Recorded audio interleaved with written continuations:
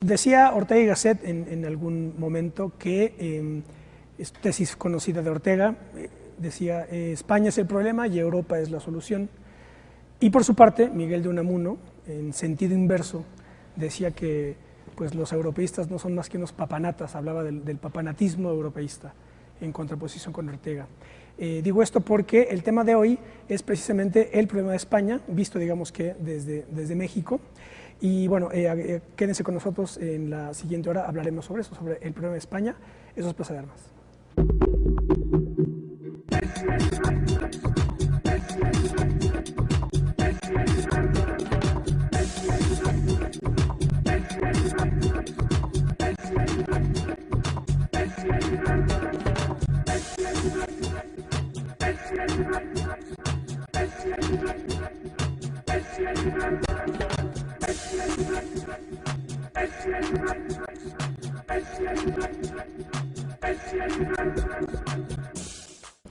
Hola, ¿qué tal? Qué bueno que están en otro debate de Plaza de Armas aquí por Capital 21. Les recuerdo nuestra página propia www.plazadearmas.tv y nuestro correo electrónico plazadearmasc21@gmail.com. Bueno, pues vamos a tratar nuevamente, ya realizamos un programa hace unos meses sobre la transición española, sobre todo. En aquella ocasión aprovechamos la visita de un querido colega español y hacemos otra vez lo mismo. Está otra vez no aquel colega Iván Vélez, sino otro querido amigo mío, a quien ya presento, Isidro Luis Jiménez. ¿Qué tal, Isidro? Hola, buenas tardes, Ismael. Isidro es historiador y en estos momentos estudiante de doctorado en el Tecnológico de Texas y también profesor en esa universidad. También nos acompaña Bernardo Ibarrola. ¿Qué tal, Bernardo? Hola, ¿qué tal, Isidro? Hola, ¿qué tal, Ismael? ¿Cómo estás? Historiador también y de la Facultad de Filosofía y Letras del gran profesor de Historia ahí. Así que bueno, pues aprovechamos nuevamente ahora la visita de Isidro otra vez para tratar el tema español. Lo presento como lo acabo de hacer, como el problema de España, fundamentalmente porque los tres, bueno, Bernardo y yo hemos tenido la oportunidad de estar también allá estudiando, entonces ya hemos estado aquí y allá, digamos, y bueno, pues Isidro, evidentemente que él es español, y dije que desde México, también para plantearlo de alguna manera, para entrar de una manera al problema, porque, no sé tú, Bernardo, pero yo, que es lo que luego he comentado con Isidro, hay muchas interpretaciones que se hacen en México y sobre todo en América Latina de lo que pasa en España, que es un poco lo que hablábamos de la transición española, que la transición española y sus grandes líderes se promovieron en América Latina como el modelo canónico de transición política. Y en aquel programa pues yo planteé aquí que un poco tiene mucho de mito eso, y que bueno, que había que desmenuzarlo más. La impresión que tengo yo es que una vez que uno está en España y que más o menos sigue las cosas internamente, conoce ya la dialéctica interna de España con mayor detalle, pues las cosas son totalmente distintas, ¿no? Entonces, pues no sé aquí qué podríamos comenzar a decir precisamente sobre el estado actual de España, visto por un español desde Texas. Sí. Bueno, yo creo que hay dos cuestiones. La primera cuestión que citabas es la propia transición española, que tuvo su momento histórico, cómo se está reinterpretando la transición española y cómo se vio la transición española desde América Latina y concretamente en México. Y sobre eso, como comentábamos, la cuestión de fondo es que yo creo que, evidentemente, yo creo que es un mito como tal. De la misma forma que por motivos políticos concretos, toda la transición española está en un proceso de revisión en los últimos, diría, 5 o 10 años.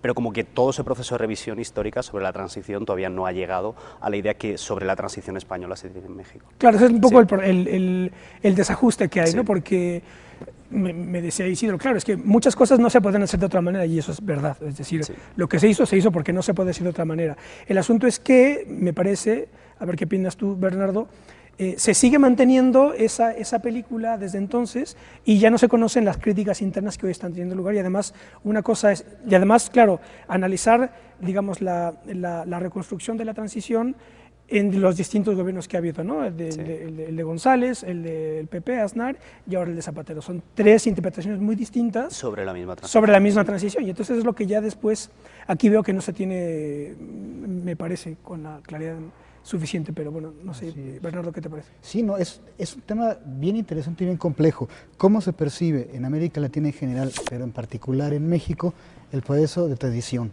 Es un juego dialéctico muy particular. En los años 70, el contacto bueno, es muy novedoso. Uno de los momentos emblemáticos de la transición es la visita de los jefes del Estado español a México en 78, 77, por ahí. Sí, aproximadamente. 78 debe ser, cuando recién se acaban de restablecer relaciones. México era el último país, ¿sí?, el último país en mantener relaciones diplomáticas con la República Española de manera simbólica. Sí.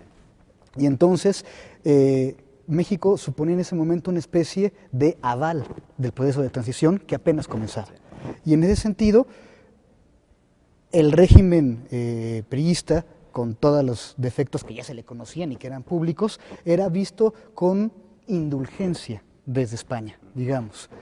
Conforme el proceso de transición española va percibiéndose a sí misma como un proceso exitoso, conforme va siendo observado desde otras partes y va comenzando a ser admirado, la perspectiva de cómo se percibe América Latina en general, pero en particular México desde España, se va modificando y va cambiando cualitativamente. Es decir, los españoles de la transición muy rápidamente comienzan a dar lecciones a toda América Latina. El País, el periódico, es un ejemplo perfecto de todo esto. Parece que tienen desde muy pronto, desde finales de los años 70, una especie de verdad inmanente que ellos conocen y que pueden transmitir a toda América Latina. Sí, es esa verdad, concretamente estos medios como la verdad absoluta. También quería apuntar solamente una cosa, que quizás el momento histórico de la transición en España fue un poco anterior al de todas las transiciones democráticas del Cono Sur, con lo cual ese momento histórico apoyó. Así es. Porque, por ejemplo, en Argentina, Chile, el momento histórico fue un Poquito después. Un poquito más tarde. Argentina 83, Chile 89, etcétera. Pero claro, además, como está Linz y toda la gente de la transición ya teorizando sobre la transición española a finales de los 70, cuando llega el momento en América Latina y luego en el este de Europa, pues se usa, sí, como un modelo, además como un modelo que funciona muy bien en otros ámbitos además del político. Sí, de hecho fue el boom fue un boom muy singular de politólogos, de la ciencia política, que ahí se convirtió. De hecho, en el programa anterior, recuerdo muy bien que Iván Vélez, que luego verá este programa seguramente, que yo le dije, no, es que se generaron toda una legión de transitólogos. Así es. Y decía, pero eso, ¿qué coño es eso? O sea, Sí. ¿qué es eso de transitólogo? Pues llegó a tal grado, digamos, la hipóstasis de la transición, que ya hay estudiosos de eso, ¿verdad? Así es. Y ahora, pues no sé qué es lo que sucede, que ahora ya Nacho, perdona, no es transitar, sino ahora es consolidar, ver déficits, etcétera. Pero es como un fundamentalismo democrático que me parece que es el problema, que se ha venido a decir. El problema es, o sea, digamos, el curso histórico de una sociedad política es que sea democrática, es decir, está dirigido a que sea democrática. Claro. Es el único camino posible. Es su destino. Y eso es lo que está eso es la tesis, además, de Francis Fukuyama, pero y de Huntington a través de las olas de democratización sucesivas, ¿no? Y entonces dicen, bueno, claro, ya estamos en democracia y ahora lo que necesitamos es consolidarla, más democracia, democratizar esto, democratizar, y entonces democratizarlo todo. Y eso es lo que ya es todo un mito, porque esconde muchos de los problemas que, por ejemplo, España no puede resolver, como son el modelo nacional, el problema nacional, y ahora la crisis económica que ya hablaremos, que está también vinculada orgánicamente con el problema político, ¿no? Sí, sí, es cierto. Como principio, a ver, yo creo que como principio de acción política en su momento fue utilísimo. ¿Qué? La idea del tránsito de un régimen autoritario a un régimen con estructuras y mecanismos democráticos. Eso fue utilísimo en los años 70, en los años 80. Luego la conversión en verdad canónica como fin, digamos, de todo proceso político, por supuesto que lleva a un callejón sin salida. Bueno, si ya llegamos y somos democráticos, ¿ahora qué sigue? Exacto. Esa es la idea de Fukuyama, de la consagración de los tiempos, ¿no? Claro. Es decir, Entonces, ya bueno, se acabó esta historia, vamos a buscar la puerta, cerramos el boliche y vámonos a otra historia, ¿no? A otro mundo, porque esta historia ya acabó aquí, ¿no? Eso es falso. Y eso no se podría, no creo que se deba plantear así. A mí me intriga mucho cómo se va replanteando la explicación o la visión de la transición, digamos, como proponía Ismael, por tiempo de gobierno después de la transición. Es decir, una es la versión, digamos, más abiertamente apologética de la transición durante el tiempo de González, hasta 96, que es larguísimo. No puede haber revisión durante los 8 años en que gobierna el PP con Aznar. ¿Por qué no puede haberla? Pues porque el PP no tiene un papel lo suficientemente importante o sólido durante el proceso de transición como para poder cuestionarla. Es decir, está montado en la transición. Lo que yo no sé, y me gustaría mucho que Isidro nos contara, es cuál sería la diferencia de la visión de la transición española desde España a partir del gobierno de Rodríguez Zapatero. ¿Qué pasa? Yo creo que hay varias variables que ya empiezan a aparecer en los últimos años. El primero, lo comentas tú, es el Partido Popular nunca se ha atrevido a hablar abiertamente de la transición porque es un proceso que prácticamente les pilla como de refilón, ¿no? Es decir, no fueron ellos. No fueron ellos los que básicamente movieron el proceso. Entonces, a nivel político, el PSOE realmente es un partido que se ha instaurado bastante lo que podríamos denominar como el periodo de la transición o el régimen de la transición, y hay una serie de factores también que están saliendo ahora mismo en España, como sobre todo... Bueno, hay un factor importante que es, por ejemplo, el peso de la familia real, ¿no? Claro. Y también por motivos propios de la familia real hay un cuestionamiento porque aparece la familia real como la garante de la transición, y en este momento la familia real ya tiene un cuestionamiento por parte de la sociedad española que no existía antes. Eso es un factor. El segundo es como lo que comentábamos, también el hecho de que siempre los gobiernos socialistas son más proclives a hacer una revisión de la propia transición. Y el tercero yo creo que es un elemento básicamente popular. Es decir, ya ha pasado una generación desde la transición. Claro. Y hay cosas que se ven ya con una perspectiva histórica. Claro. No ya no tiene sentido. Ya no tiene sentido. La tensión que había para llevar a cabo la transición y para, digamos, suavizar la actitud o las posiciones radicales más o menos fundamentalistas de unos y de otros, ya no existe. Ya no existe. Entonces se puede discutir abiertamente, la gente que recuerda la vida antes de la transición, pues es vieja. Sí. En realidad ya es vieja, bastante vieja. ¿Cómo se cuestiona a la familia real a partir de los... Hay una apertura, por lo menos a nivel informativo, que coincide con la entrada a la familia real de la actual princesa de Asturias. Pero es un momento que yo creo, por ejemplo, en medios informativos no se daba anteriormente. Claro, claro. Había esta especie, no sé si había un cerrojo informativo, claro. Que había una especie de pacto sí. informal de no tocar la figura de la familia real porque era la jefatura del Estado. Se entendía que era la jefatura del Estado y que eso estaba fuera de toda discusión, ¿no? Y creo que la operación, ahí sí no sé cómo es la cosa o si yo estoy nada más alucinando solo, creo que la operación de apertura en los medios tenía que ver con la formación de el heredero de Felipe como nuevo futuro jefe de Estado. Es decir, Juan Carlos no tenía ningún problema, él no tiene que convencer o que demostrar nada a nadie y no tenía que hacerlo. Felipe sí. No ha hecho nada, punto. Y entonces había que más o menos darla a conocer, publicitarlo, colocarlo de manera mediática, y es aquí donde se lleva a cabo esta apertura. ¿Cómo se ha ido manejando esa apertura? Es una apertura que tampoco se ha dado a nivel de realmente un debate serio sobre el papel de la familia real en España, sino que es un debate y una apertura mediática que se ha dado sobre todo lo que podríamos denominar como televisión basura o medios basura. Pero es significativo que, por ejemplo, la familia real aparezca ya en ese tipo de medios, como en Inglaterra, exactamente igual. Hasta cierto punto, no exactamente igual que en Inglaterra o en otros países europeos, pero tampoco, es decir, toda esta apertura informativa no se ha dado en torno a un debate serio sobre la jefatura del Estado, sino que más bien ha sido una cosa como de calado sobre noticias de la familia real en medios como populares. Por ejemplo, ni el PSOE ni el PP tienen como parte de sus programas políticos, por lo menos de mediano o largo plazo, un debate sobre la República, por ejemplo, ¿verdad? No sé si Izquierda Unida así o ya partidos marginales que plantean eso. Pero también es un debate secundario en principio, ¿no? Izquierda Republicana en Cataluña no tiene ese... Sí, claro, son republicanos, pero agenda. Como que otros también se mueven otros parámetros. Ya, pero no están planteando la necesidad de volver a discutir el tema, por ejemplo. Sí, pero es que son independentistas. O sea, claro, es que tampoco se cuestiona la forma de gobierno del Estado. Ellos quieren, claro, independencia. Claro. Pero que a lo que voy es que realmente no ha habido un debate serio sobre la jefatura del Estado, sino cuando habrá apertura política es el hecho de que aparecen, por ejemplo, miembros de la familia real, como en esta serie de noticias sobre famosos, etc. Del jet set. Sí.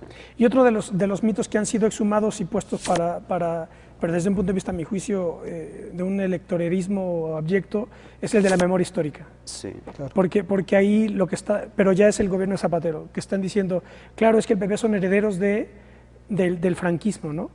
Cuando en general, pues si tú rastreas si se trata de eso, de apellidos, pues en los dos lados hay herederos.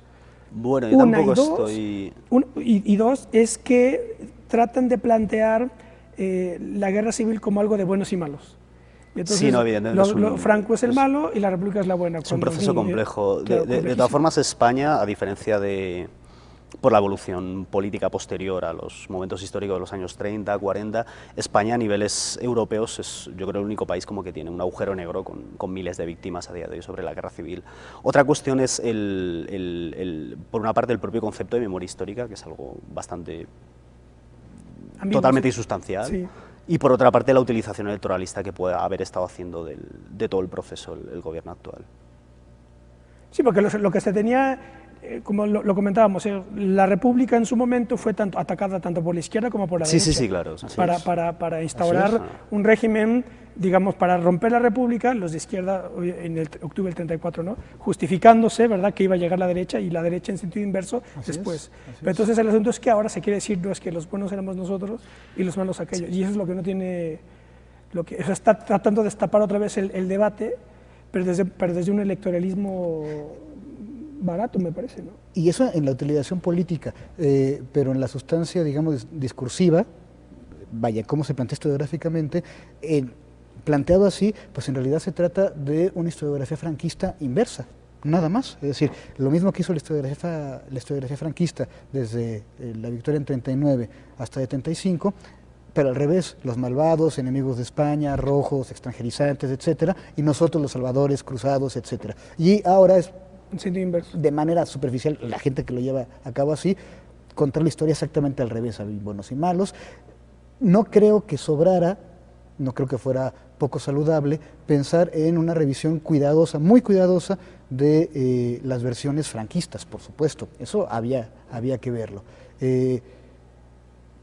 Pero hubiera valido la pena, o valía la pena que hiciera siempre siendo complejo el asunto, siendo complejo el problema. Es decir, no sé cómo sigue el asunto de la recuperación, por ejemplo, de cadáveres, la localización de cementerios clandestinos durante la guerra, pero sobre todo después de la guerra civil, claro, que es el asunto mayor. Lo que es cierto es que ese tema, en parte, también se está revitalizando porque en su momento la transición se hizo tapando todo eso. No, claro, era una de las condiciones. Esa es una de las condiciones de la salida del franquismo, ¿no?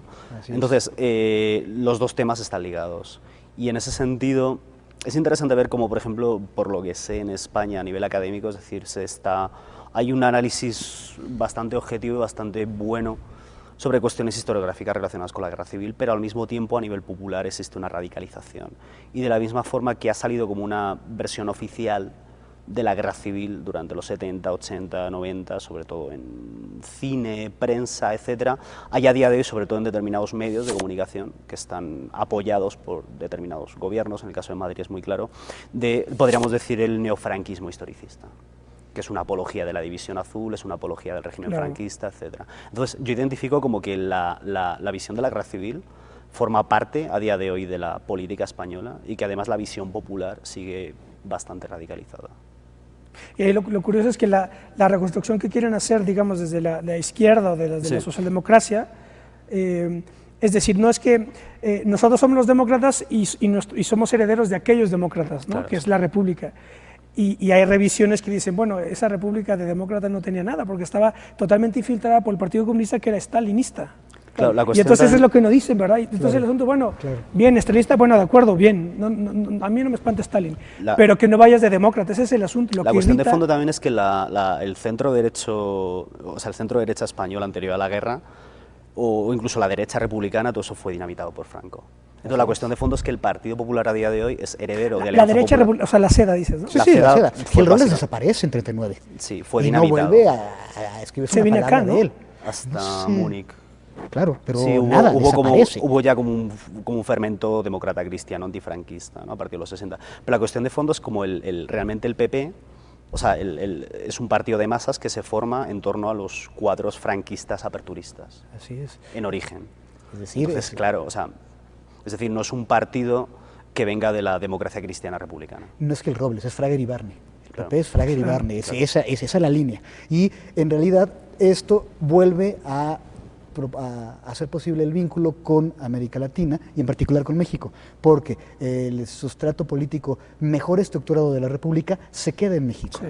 Y todo el franquismo y luego la transición es vista con azoro desde México por esta gente que tiene los referentes y los parámetros de la República Española, de la Segunda República Española, y que en realidad no entiende cómo se va formando ni la nueva centro-izquierda, el PSOE, ni el PP. No saben ni cómo son, ni cómo funcionan, no tienen, por ejemplo, idea de la nueva función social de la Iglesia Católica a partir de los años 60. Ellos se quedan con una iglesia con una jerarquía antirrepublicana, abiertamente golpista, casi fascista, que no tiene nada que ver con la otra, con la que más o menos asiste en algunas labores de la transición. Incluso. Y a mí lo que me llama mucho la atención es cómo estos problemas que estamos planteando aquí, que hacen de la vida cotidiana española pues una cosa nada fácil, son totalmente ignorados en América Latina. Es decir, aquí solamente percibimos eso, un país exitoso que se incorpora exitosamente a España como quería Ortega, a Europa como quería Ortega, y que luego gana el Mundial. Todo va muy bien, todo va muy bien, ¿no? Sí. Sí, y todos quieren ser Felipe González, todos siguen con la idea de que el PSOE son los héroes de la... Ahí... Cuando el asunto que lo discutimos la otra vez es que, digamos, quien llevó el neoliberalismo es el PSOE, o sea, es Felipe claro. González. Sí, por supuesto. Sí, es el momento histórico también, es el momento histórico de los 80. Felipe González es el Salinas de España, desmanteló el Estado. Sí. Ahora, obligado por circunstancias, pues quizá. Pero fue un momento histórico. De todas formas, también, una cosa que quería comentar es que el PSOE justo antes de la muerte de Franco también se refundó, podríamos decir. Así es. ¿El qué, perdón? El PSOE antes de la muerte de Franco claro, se refundó prácticamente con el ascenso de Felipe González. Es decir, ya queda Sí, fuera toda la antigua vieja escuela. guardia republicana, etc. Vamos a hacer un corte, no se vayan, estamos hablando sobre el problema de España en la actualidad, no se vayan.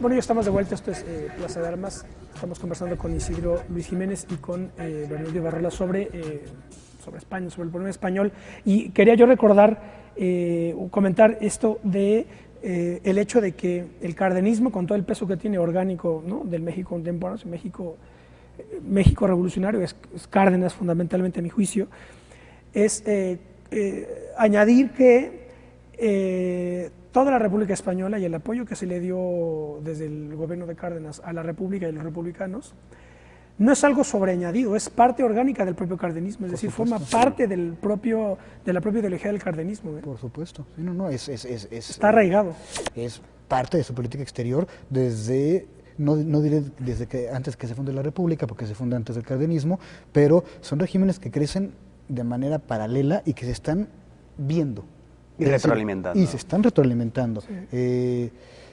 Es un ejemplo lo que va ocurriendo en España, y al revés, la Revolución Mexicana se plantea como ejemplar. Cuando se está discutiendo la Constitución en 31, se habla de por supuesto, la Constitución alemana republicana, pero también de la mexicana. La política agraria. Así es decir, el asunto laboral, la política agraria, algunos asuntos algunos mecanismos de la participación del Estado en la sociedad por medio de la educación, por ejemplo, pues son de cuño mexicano. Así que cuando la República entra en crisis y luego estalla la guerra civil, no hay la menor duda, la política exterior mexicana está ya operando a favor de la República desde antes del estallido.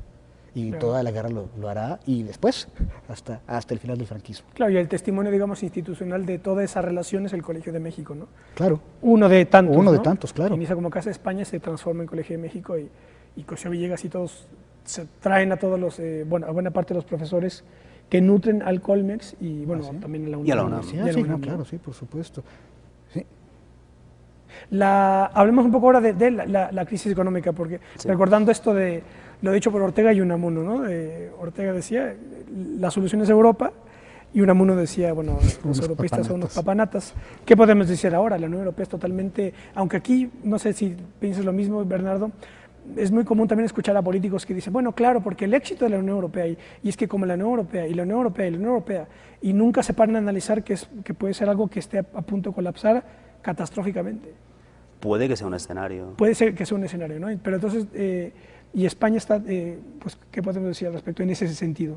España está afrontando una crisis grave económica, porque básicamente el modelo español desde el segundo franquismo había sido un modelo más o menos exitoso, basado en una divisa blanda, basado en primero remesas de inmigrantes, divisas de turistas, un sector público industrial más o menos potente y fundamentalmente luego un consumo de una sociología de masas. Como que todo el momento económico a partir del 60 ha sido de un crecimiento en picado hasta este momento. Entonces la cuestión es que tiene que haber una reformulación económica del modelo de país. El problema que tiene España es una productividad laboral bastante escasa y España además tiene una bolsa de paro estructural de millones y millones de personas. Son los problemas que se han ido generando junto con un ciclo económico basado en el endeudamiento privado y un ciclo económico básicamente desde el año 98 al 2006 que coincide con la entrada del euro, acceso a crédito barato, etcétera, que se formó una percepción o una idea de riqueza. Entonces el momento económico se congeló en 2006 y los problemas que vienen ahora son problemas heredados de todo el ciclo de recalentamiento económico final que viene por un ciclo económico que ya se ha agotado. Y en ese sentido sufre de manera, en un lugar muy desventajoso los problemas que tienen los generadores económicos europeos, la economía alemana, la economía francesa, que puede generar ahorro, puede destinar divisas a un lugar y luego al otro, y en el caso de España, eso, desde antes de 96, 97, comienza a dejar de recibir sistemáticamente remesas de la Unión Europea. Esa parte es la que yo no acabo de entender muy bien, es decir, a la salida de la crisis y la relación respecto de la Unión Europea en términos de control financiero. España en su momento, bueno, no sé a partir de qué momento, pero recibía ayudas. Lo que pasa es que las ayudas son autonómicas o regionales. Se recibe dinero en la Unión Europea, dependiendo de la renta por habitante o de la renta media de determinadas regiones. La cuestión de fondo es que cuando España entró en... Bueno, la Unión Europea como tal se forma estando ya España dentro, se forma en Maastricht. Entonces, España, dentro de los 12 o 15 países de la Unión Europea originales, es un país pobre. La cuestión de fondo es que ahora la Unión Europea está formada por 20 y tantos países y España ya no es un país pobre, porque todas las ayudas europeas están yendo al este. De todas formas, yo creo que en América Latina en general se tiene la idea de que el dinero europeo ha sido muy relevante en el desarrollo español, pero tampoco ha sido tanto en términos de PIB. Es decir, y España ya antes de entrar al mercado único europeo en su momento ya es un país emergente. O sea, que ya había desarrollado en el año 1986 una economía de clase media potente. La cuestión de fondo es que lo que sí creo que es más relevante es, por ejemplo, toda la política de moneda única a partir del año 2000-2002, que ha generado una divisa dura. Y en ese sentido, creo que España no ha ajustado su economía a lo que debería ser una economía de exportación, basada en bienes competitivos, sino que España ha mantenido el ciclo económico basado en una divisa débil. No produce y especula. No produce y especula. Claro. Y no produce bienes agregados o bienes de... España no produce bienes tecnológicos, España no produce exportaciones de calidad, sino que todo el modelo económico también se ha estado basado básicamente en mano de obra intensiva.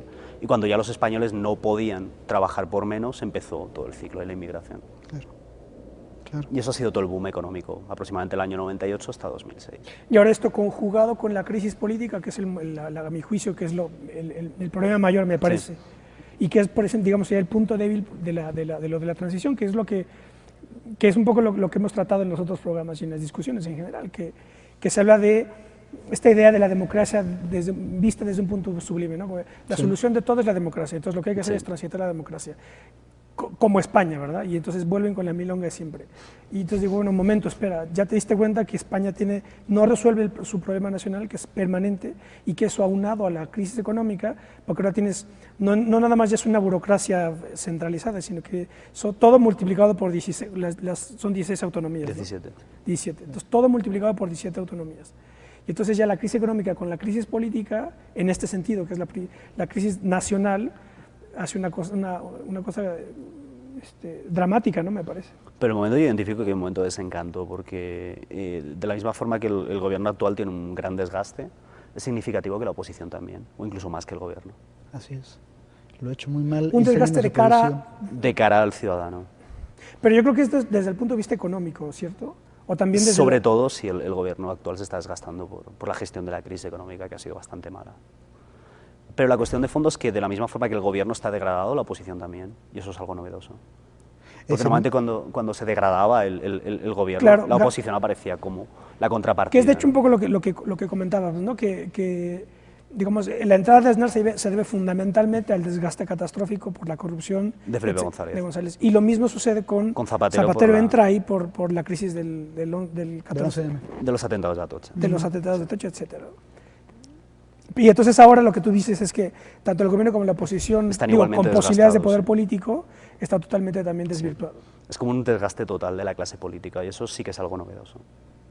Y en ese sentido se parece a algunos procesos vividos en América Latina, por ejemplo la Argentina de la Rúa, cuando todo el mundo decía que se vayan todos, no en ese mismo grado, pero sí en ese mismo sentido.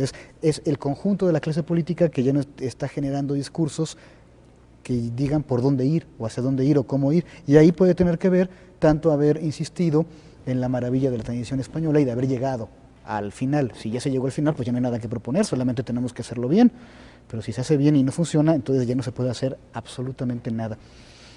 Pero insisto, en América Latina, todo esto que va ocurriendo allá, que es bastante grave, que es un problema estructural... en América Latina. No, en España, no se percibe en América Latina, no se ve.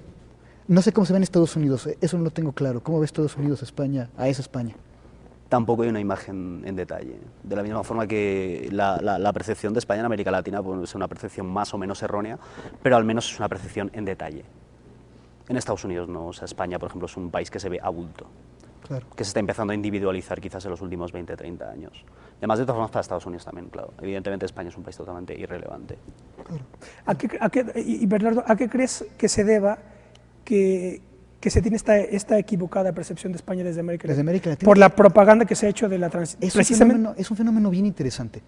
Creo que tiene que ver, bueno, por supuesto con España y por su efecto propagandístico, con este juego permanente de avales y descalificaciones o calificaciones de un régimen y del otro. Es impresionante, por ejemplo, la actitud del gobierno español en 2006. En el verano del 2006, en las elecciones federales, la primera persona que felicita al posible ganador de la contienda es el presidente del gobierno español. Sí. Antes de que el órgano electoral mexicano haya dicho una palabra. Y además yo recuerdo que yo estaba allá en España cuando fue la crisis. Ajá. Y los primeritos que se apresuraron a escribir sendos artículos para justificar el triunfo de Calderón en El País fueron Héctor Aguilar Camín y Jorge Castañeda. En El País, era inmediatamente. Significativo, era muy significativo. Más allá de este juego permanente de aval, de descalificación, de calificación, creo que también desempeña un papel bien importante las colonias españolas en México, que son muy importantes, no en términos numéricos, pero sí en términos culturales. Es decir, a partir del exilio de 39, del exilio republicano, la ya numerosa, grande colonia española se sufre un remesón, porque era una colonia económica, era una colonia que no tenía, digamos, un fuerte lazo político que la uniera, tenía lazos culturales, lazos regionales, y más bien una tendencia política, si se simplificara, que tendía hacia el conservadurismo, hacia la derecha. Llega el exilio republicano, se convierte prácticamente en un grupo dentro del grupo, pero cobra un papel importantísimo en el seno de la sociedad mexicana. Esta parte de la corona española, el exilio español. Pasa el tiempo y insiste, y hay muchos trabajos al respecto, en mantener su identidad, en mantenerse como exilio. A la fecha hay gente que de una manera o de otra vive en el exilio español en tercera generación. Sí. Los exiliados son los abuelos, ya no son los padres, que se puede entender, son los abuelos. Y esta generación es la que creo en buena medida, de alguna forma, también funciona como portavoz del éxito español de la transición. Es decir, los nietos del exilio español yendo a conocer España y regresando a decir que España es una maravilla.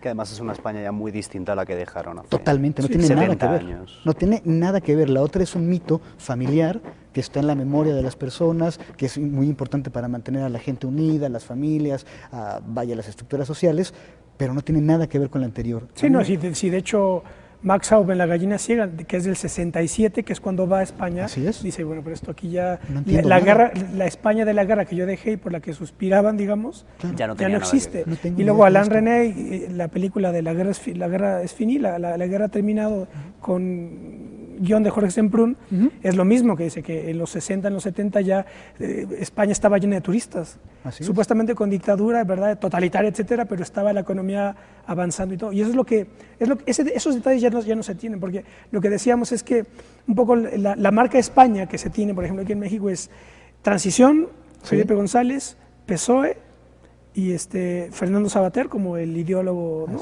orgánico de España, el gran filósofo, y un poco el cuestión de las reivindicaciones vascas, ¿no?, que la izquierda se las traga toditas. Y el Mundial de Fútbol. Claro, y sí, ¿no? Pero ya internamente ya desconocen todos los problemas internos de lo que sucede en realidad. Y claro, por supuesto, la llegada de los bancos con nombre español. Claro. A toda América Latina y en particular a México, que es otro elemento. Si tienen unos bancos tan potentes, pues deben ser una gran economía, ¿no? Sería como la consecuencia directa. Y tiene sentido. Sí, teniendo en cuenta que el sector bancario es especialmente potente, el español a escala internacional. Así es. Es uno de los 3, 4 pilares de la economía nacional. No pasa así con el sector industrial, evidentemente. No. Sí. Y en ese sentido, por supuesto, el vínculo de interés del sector bancario español respecto de los gobiernos latinoamericanos pues está muy puntualmente señalado, es decir, los negocios bancarios son importantísimos para la economía española en América Latina, pero eso no es un problema español, es un problema latinoamericano, ¿no? Insistiendo en este asunto de la imagen, de la marca de España, a mí me sorprende permanentemente el fenómeno de las banderitas en los automóviles. No sé si tú te has fijado, Ismael, cómo hay aquí, sí, cada vez más y más intención de establecer como una especie de diferenciación cultural, clasista, racista, a partir de la utilización de la bandera nacional española en México. Cosa que en España no ocurre. Tú dices que se ven cada vez más en... Yo creo que sí. Además de distintos tipos, porque está la constitucional, hay gente que lleva la republicana o incluso la franquista. No, pero aquí la republicana prácticamente es marginal. Sí, pero yo la he visto también. Sí, aquí está muy bien. Yo he visto incluso gente que lleva la republicana con el escudo en el centro.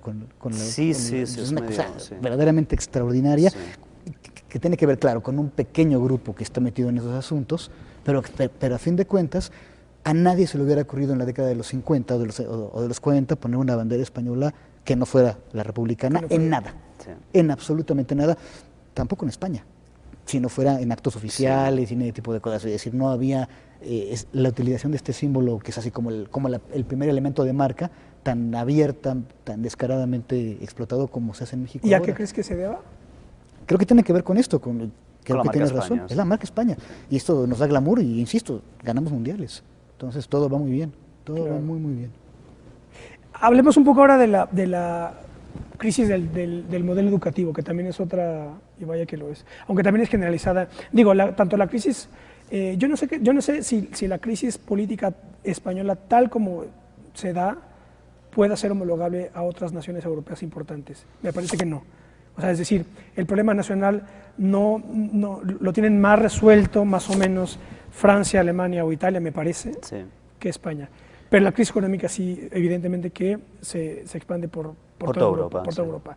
Y la educativa también. La educativa yo creo que también. No sé qué podemos decir al respecto sobre estas reformas educativas. Yo creo que en general los países europeos pasaron de un sistema de educaciones públicas potentes, quizás hace una generación, ya como la entrada de fenómenos que son más sociales que puramente educativos o políticos, que han influido en la degradación de la misma. Pero en el caso español coincide con la crisis económica en el sentido de que los dos partidos mayoritarios han ido degradando por omisión el sistema público. Digamos que los culpables son... Sí. Todos. Por dejadez. Y porque ha coincidido con una serie de cambios sociales y no se ha sabido atajar todo eso. También ha coincidido con el caso español, a mi juicio, con la penetración, por ejemplo, de la educación universitaria privada. España no tenía universidades privadas, hasta los 90, creo. Coincidió todo ese ciclo con la reforma del sistema educativo en secundaria, la obligación de ¿Esta reforma fue con Felipe González o...? La primera creo que sí, pero la cuestión de fondo es que se pasó de una educación obligatoria, de un bachillerato que era selectivo, a una educación obligatoria hasta los 16. O sea, se pasó a estabular a los adolescentes y se pasó a hacer que los adolescentes tuvieran una educación obligatoria hasta los 16, independientemente de los contenidos curriculares, que eran ya inferiores a los que yo creo que la gente tenía hasta los 14, con el antiguo bachillerato, por ejemplo. Y todo ese sistema se fue implementando con métodos pedagógicos anglosajones que en su momento fueron muy tuvieron gran publicidad, es decir, todo el modelo de secundaria, primaria en Inglaterra en su momento cambió de un modelo muy restrictivo, incluso que pasaba del castigo físico a básicamente la escuela libre, ¿no? Entonces, claro, o sea, y todo ese modelo educativo como que se aplicó a España en su momento. Los primeros años fueron desastrosos y se ha intentado siempre como hacer parches, pero ya no se volvió nunca al modelo actual. Ya han pasado, yo creo, ya unos 15, 20 años. Produciendo. Bueno, vamos a hacer un corte más y volvemos con este tema de la educación en Uruguay.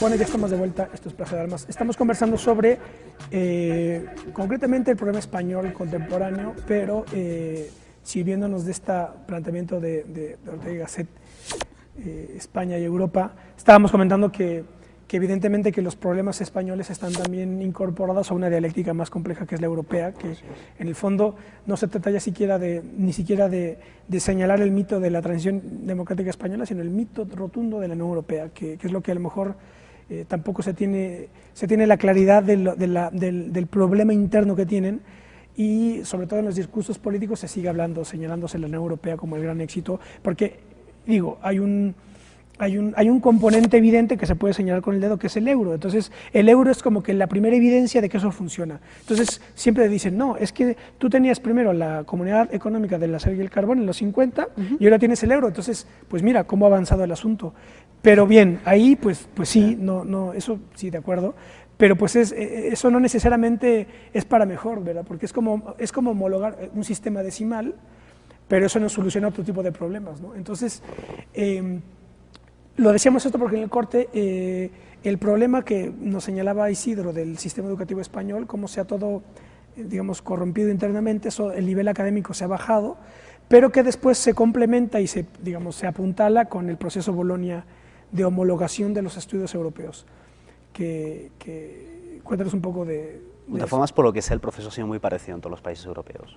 Ha sido de degradación de los sistemas públicos anteriores y que está relacionado con la mercantilización de todo el espacio universitario. Y la guinda final ha sido quizás el proceso de Bolonia, en el cual realmente implica una reducción de los estudios universitarios y el hecho de que ya, de forma obligatoria, en el mundo práctico real, los estudios universitarios tengan que estar coronados por estudios de posgrado. Así es. Esos estudios de posgrado además ya no son gratuitos o ya no son baratos.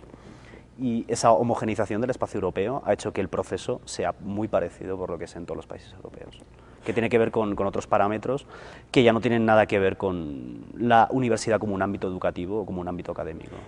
Integral, digamos, ¿no? Ahora, Integral. o sea, una licenciatura prácticamente no sirve para nada, que ya dura más o menos 3 años. De hecho, en España son grados, ya no son licenciaturas. Son grados. Son grados. Entonces son 3 años de primer grado, digamos. Y luego ya posgrado. Y luego posgrado y ya todo es, digamos, para pagar, ¿no? No hay unas tasas abusivas como en el caso de las universidades norteamericanas, pero evidentemente para ser universidades públicas, es decir, las tasas son altas. Las tasas son altas. Porque ahora lo que comentábamos en el corte es que, hablando ya de Europa, del mito de la Europa sublime, ¿verdad? Como la solución según Como Ortega, de la historia, claro. les comentaba a Bernardo y a Isidro que suele decirse, un norteñano, digamos, acomplejado, diría, no, pues es que qué bueno que ya España ya cada vez existe menos y ahora qué bueno que estamos ya en Europa. Y Isidro me dijo, no, pero es que cada nación piensa exactamente lo mismo. Bernardo dice, no, en Francia no tanto. ¿Qué podemos decir? Explica un poco lo que decíamos, que Isidro se refería a que un búlgaro, un alemán o un italiano dice, qué bueno que ya dejamos de ser búlgaros y que ya estamos en Europa, de modo tal que tú juntas a todos y todos piensan siempre que es menos su nación y que lo mejor es Europa, pero cuando ves que todos dicen lo mismo, lo que no se entiende es qué coño es Europa, ¿no? Sí, yo creo que es importante el mito de Europa. Europa es una construcción supranacional que siempre ha tenido como connotaciones incluso míticas. Sí, sí. Desde el punto de vista del el himno europeo, es una sinfonía de Beethoven. Siempre se ha visto Europa como un espacio supranacional que tiene que atesorar las mejores virtudes de la cultura occidental, etc. Y yo creo que en parte, yo lo que creo es que es un proceso histórico que ya se ha detenido. porque era un proceso histórico el de identificación con los valores sublimes europeos, que evidentemente era tan falso, que finalmente no ha aguantado una o dos generaciones. No, es que aquí el problema es un poco el complejo que está en España, que luego se traslada a los americanos. No sé qué piensas tú, Bernardo, de el español acomplejado y luego el americano acomplejado porque quien lo conquistó fue España, y España es la contrarreforma, es la derecha, es la Iglesia Católica, etcétera, ¿no? Sí. Entonces siempre nos están diciendo, no, claro, es que aquí el problema son los españoles, y todo el tiempo es lo mismo. Y luego ahí, yo en discusiones, llegan a grados tan estúpidos, de tal estupidez, que dicen, no, es que la corrupción la trajeron los españoles.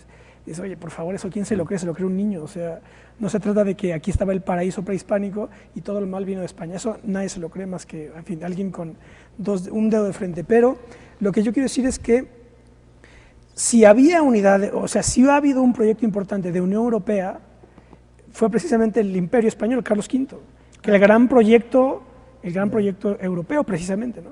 Y luego vinieron otros, como el de Hitler, que tampoco lo dicen, que Sí. el proyecto europeo de Unión Europea, digamos, fue el de Hitler, y luego el Plan Marshall. O sea, que Quizás, tampoco de sublime es, como dices tú, un mito, porque... sí, quizás es un tema complejo, pero en origen quizás los esquemas profundos culturales que mueve la Unión Europea quizás tenga que ver incluso con la idea de unidad cristiana, que es algo medieval, ¿no? Es como la fragmentación del imperio original, que fue romano. Así es. Y la discusión- Quizás hay algo de eso incluso. Sí, pero bueno, tendrá que ver con los sectores más conservadores, más abiertamente reaccionarios de discusión de la Unión Europea, los que siguen discutiendo que Turquía no puede entrar porque no es cristiana, porque es musulmana, que es absolutamente descabellado. Eso lo dice gente muy seria. No, pero a mí no me parece descabellado. ¿Por qué es descabellado? Porque- O sea, yo creo que sí hay una contradicción. El problema es verlo en términos de reacción modernidad. Ajá, ¿cómo? Yo creo que hay un problema estructural, religioso, real. Respecto de la función de la religión en la estructura del Estado. A mí me parece que sí. Pero El problema es que eso se quiere resolver con una fórmula, o sea, la fórmula laica, pero es una fórmula nada más, porque en la realidad hay contradicciones objetivas. Ah, no, pero las hay en el mundo turco, pero también las hay en el mundo español y en el mundo francés. Respecto en el de caso la... español es evidente. Es evidente. Y en el Las francés también. interferencias Iglesia-Estado. Están allí y están ahí permanentemente. Es decir, el problema de la interferencia, me gusta mucho la palabra, es exactamente esa, de la interferencia del mundo religioso o del ámbito religioso en el mundo de la política, no es exclusivo del mundo musulmán.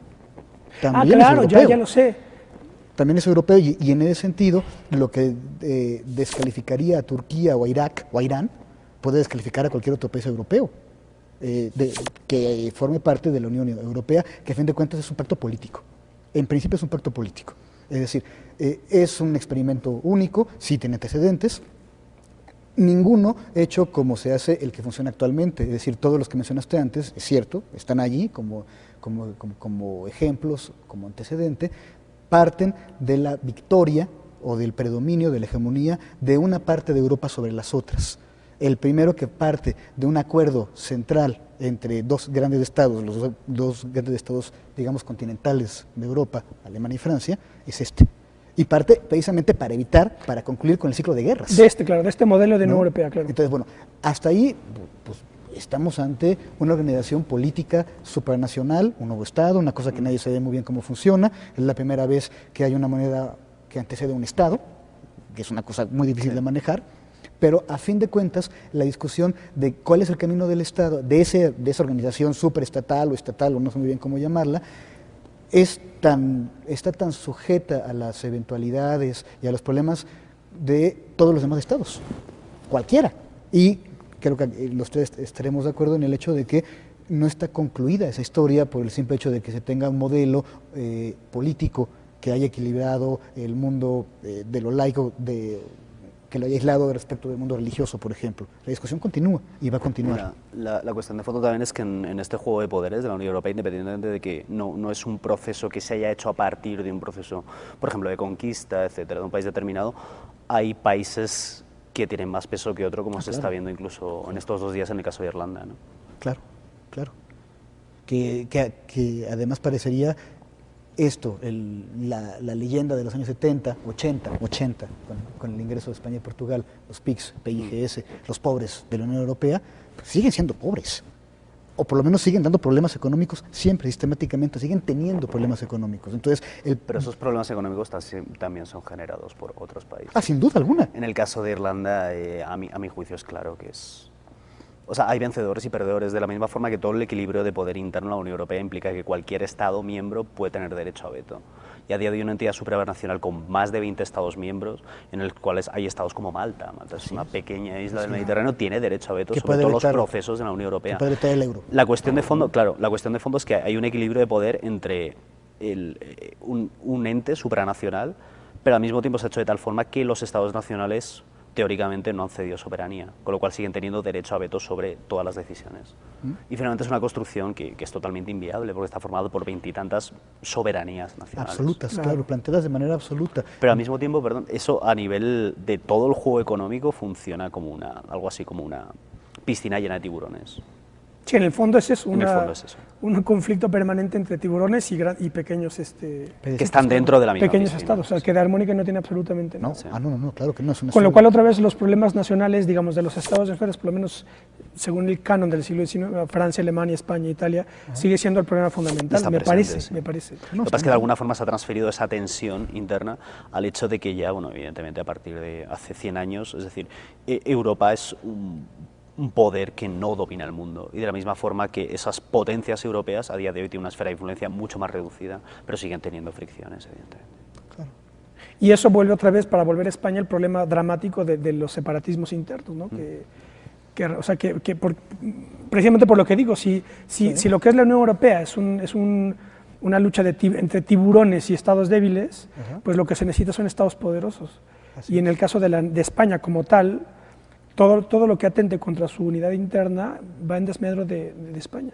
Y que se separe Cataluña o el País Vasco, pues realmente van a quedar subordinados a otra potencia más importante. Pero eso entra del mismo... es el mismo juego económico. Lo que pasa es que se produce un juego económico entre estados y un juego económico dentro de los estados. Claro. Pues el mismo proceso que está empezando a pasar en Italia entre el norte y el sur, es el mismo proceso en el que Bélgica ya es un estado que es prácticamente un fantasma. O sea, Bélgica ya está totalmente dividido y se ha dividido por cuestiones económicas puramente. Y en ese sentido es chistoso cómo este invento supranacional que es la Unión Europea en realidad ha funcionado como un dique de los regionalismos.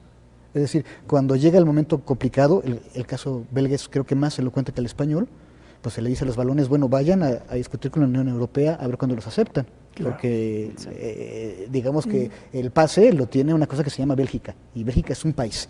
Claro. Y a ver cuándo reconoce a un nuevo país que está derivado de una fricción interna. Claro. Entonces, en realidad, esta idea de un Estado supranacional que va a acabar con la tensión región-Estado, la que conocemos desde el siglo XVIII, XIX y todo el XX, no ha funcionado. Los problemas siguen siendo exactamente los mismos, ¿no? Y coincido con Isidro, son económicos en realidad. Yo no creo que sean ni políticos ni culturales esenciales de las regiones que quieren la independencia para poder ser ellas mismas.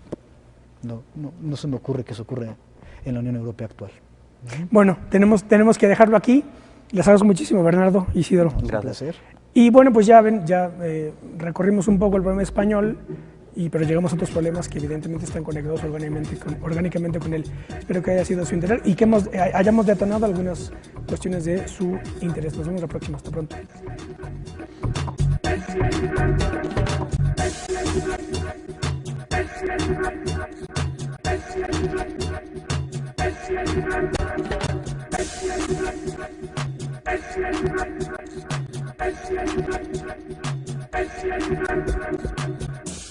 ¿Verdad? Es decir, sí. Lo que se hizo porque no se puede decir de otra manera. El asunto es que, me parece, a ver qué opinas tú, Bernardo, se sigue manteniendo esa película desde entonces y ya no se conocen las críticas internas que hoy están teniendo lugar, y además una cosa es, claro, analizar, digamos, la reconstrucción de la transición en los distintos gobiernos que ha habido, ¿no? El de González, el del PP, Aznar, y ahora el de Zapatero. Son tres interpretaciones muy distintas sobre la misma transición. Y entonces es lo que ya después, aquí veo que no se tiene, me parece, con la claridad suficiente, pero bueno, no sé, sí. Bernardo, ¿qué te parece? Sí, no, es un tema bien interesante y bien complejo. ¿Cómo se percibe en América Latina en general, pero en particular en México, el proceso de tradición? Es un juego dialéctico muy particular. En los años 70, el contacto bueno, es muy novedoso. Uno de los momentos emblemáticos de la transición es la visita de los jefes del Estado español a México, 78, 77, por ahí. Sí, aproximadamente. 78 debe ser, cuando recién se acaban de restablecer relaciones.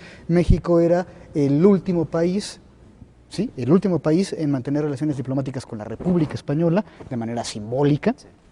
Y entonces México suponía en ese momento una especie de aval del proceso de transición que apenas comenzaba.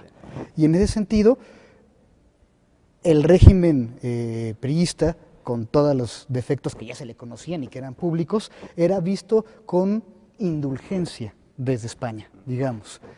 Conforme el proceso de transición española va percibiéndose a sí misma como un proceso exitoso, conforme va siendo observado desde otras partes y va comenzando a ser admirado, la perspectiva de cómo se percibe América Latina en general, pero en particular México desde España, se va modificando y va cambiando cualitativamente. Es decir, los españoles de la transición muy rápidamente comienzan a dar lecciones a toda América Latina. El País, el periódico, es un ejemplo perfecto de todo esto.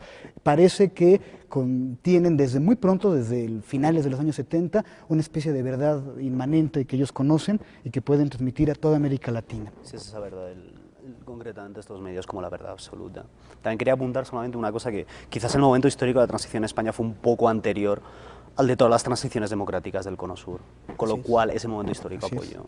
Así es. Porque, por ejemplo, en Argentina, Chile, el momento histórico fue un Poquito después. Un poquito más tarde. Argentina 83, Chile 89, etcétera. Pero claro, además, como está Linz y toda la gente de la transición ya teorizando sobre la transición española a finales de los 70, cuando llega el momento en América Latina y luego en el este de Europa, pues se usa, sí, como un modelo, además como un modelo que funciona muy bien en otros ámbitos además del político. Sí, de hecho fue el boom fue un boom muy singular de politólogos, de la ciencia política, que ahí se convirtió. De hecho, en el programa anterior, recuerdo muy bien que Iván Vélez, que luego verá este programa seguramente, que yo le dije, no, es que se generaron toda una legión de transitólogos. Así es. Y decía, pero ¿eso qué coño es eso? O sea, sí. ¿qué es eso de transitólogo?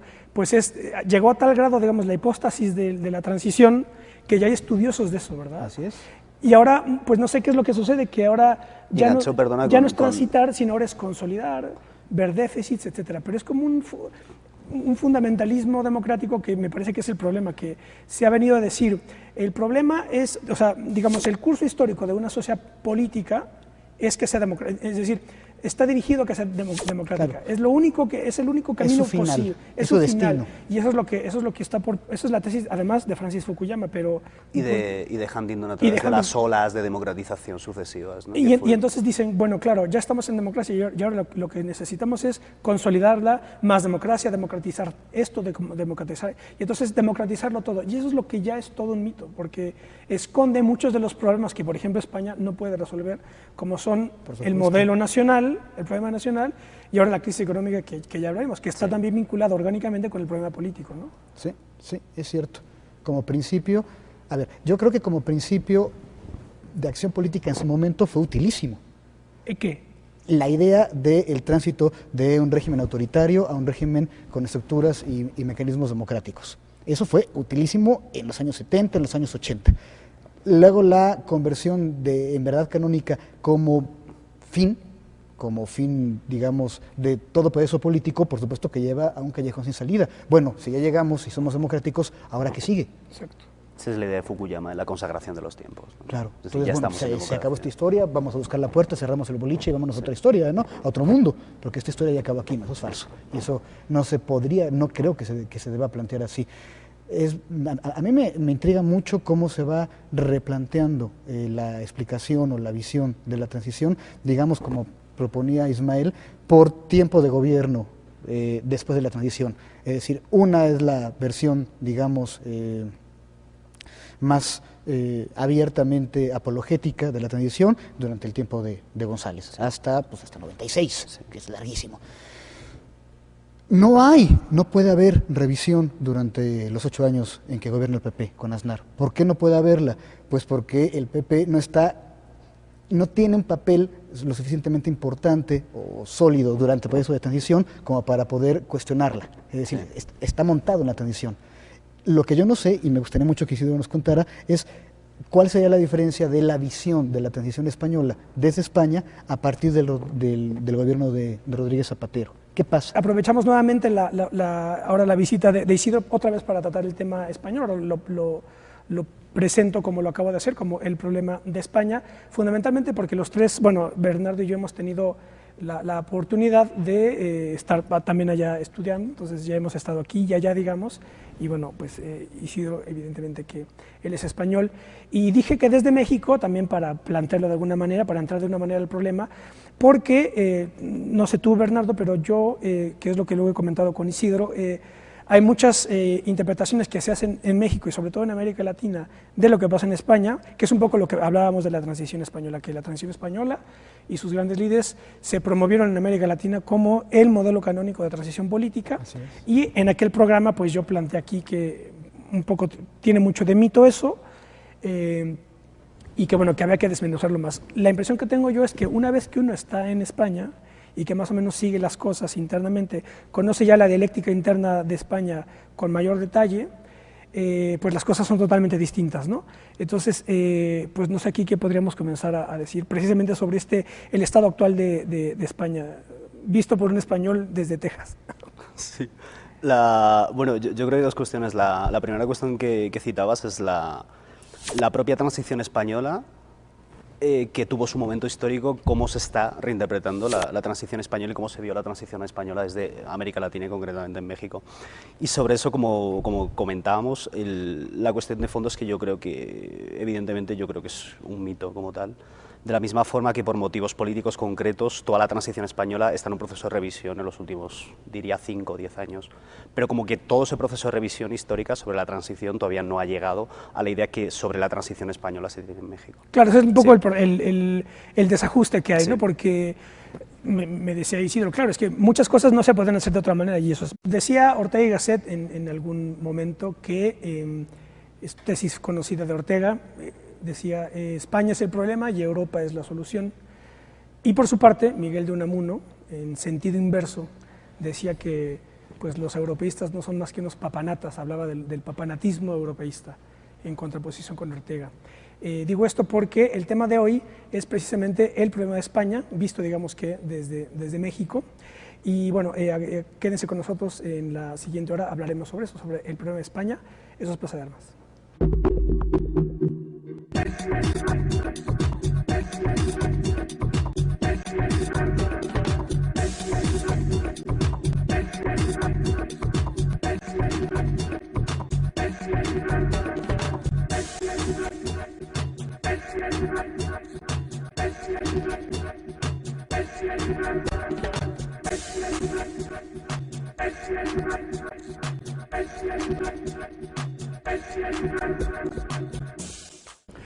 Hola, ¿qué tal? Qué bueno que están en otro debate de Plaza de Armas aquí por Capital 21. Les recuerdo nuestra página propia www.plazadearmas.tv y nuestro correo electrónico plazadearmas21@gmail.com.